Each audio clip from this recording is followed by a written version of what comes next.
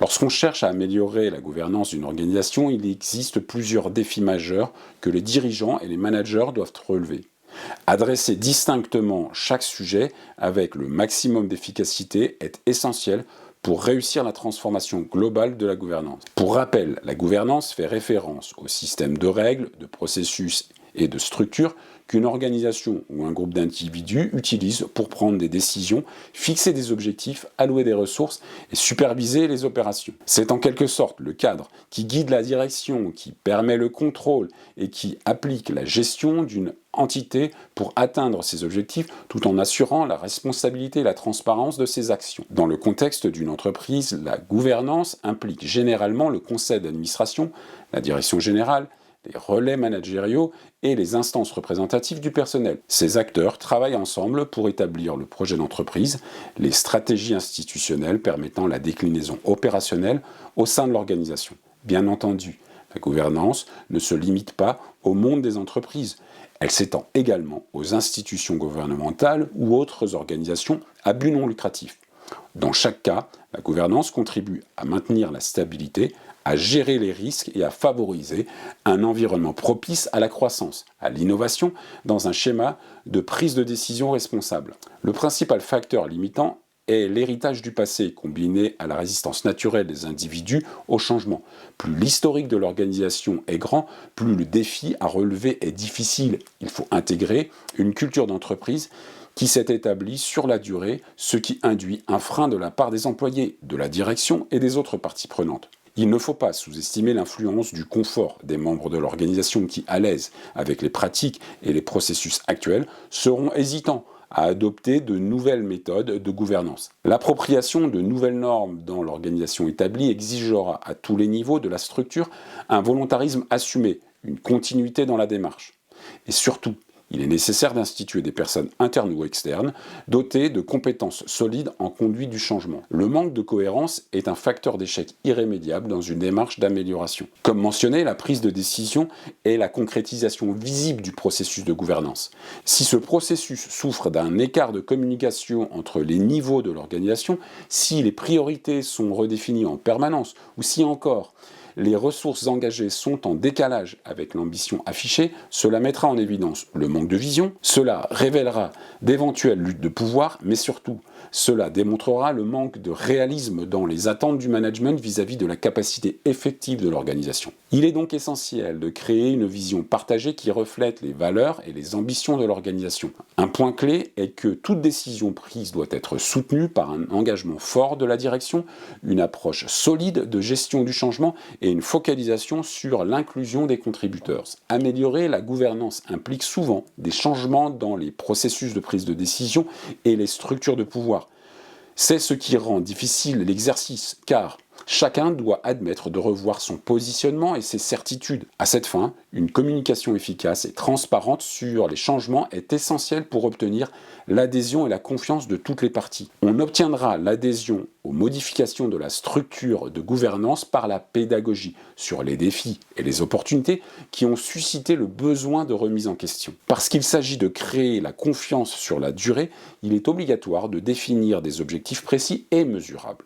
Pour cela, on définira des indicateurs clés de performance permettant d'évaluer les progrès, les succès, mais aussi les échecs. Il faut partager ces indicateurs en toute transparence avec les parties.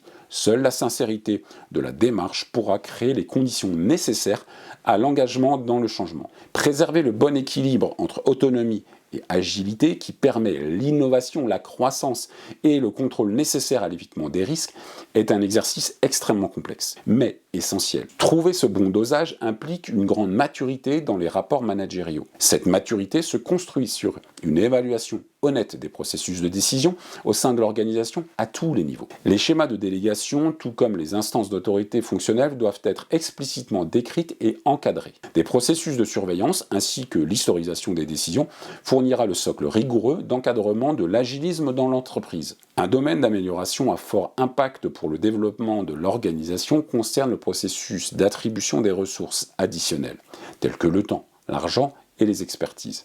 En général, un audit approfondi des processus d'allocation met en lumière le manque de maturité des structures de gestion. Que ce soit au niveau de la planification stratégique ou au niveau de la gestion opérationnelle, le schéma de transformation mettra à l'épreuve les outils d'aide à la décision, l'agilité comme déjà dit, et la cohérence des processus impliqués. Si la gouvernance est une affaire de processus, d'orientation, de décision, elle est avant tout une question de personnes.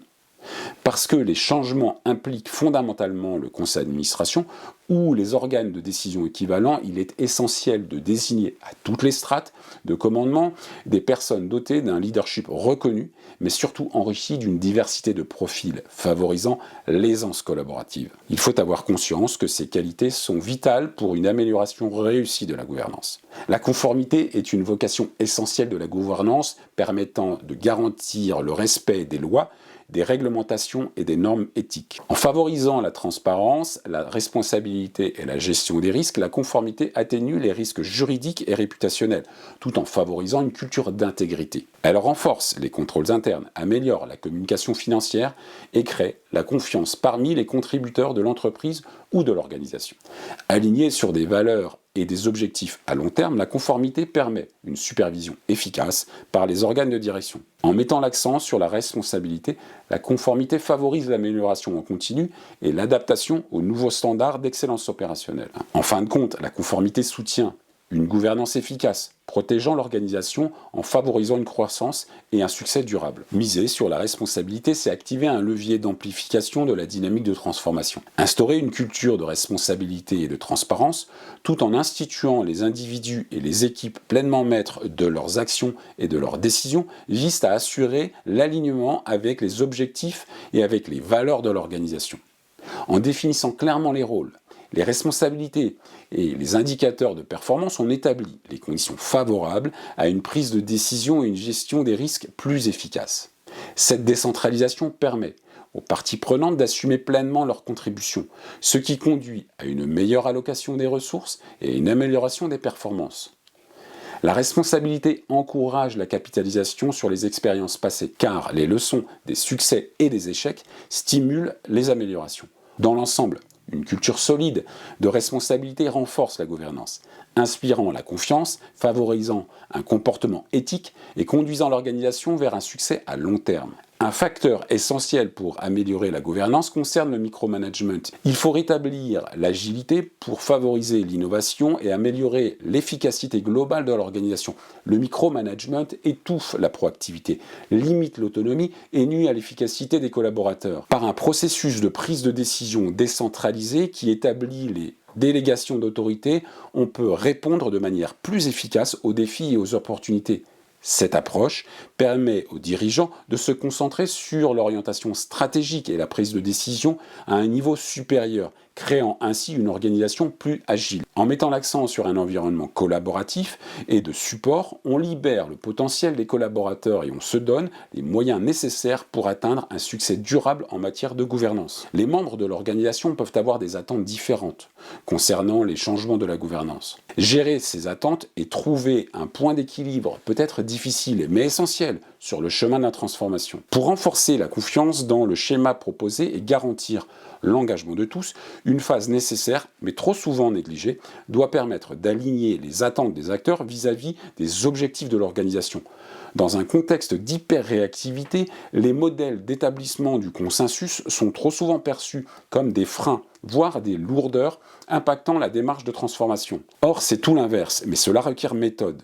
Par l'écoute active des collaborateurs, en traitant leurs préoccupations et en les impliquant dans la prise de décision, le management collectera des idées précieuses et pourra ajuster le déploiement du plan de transformation.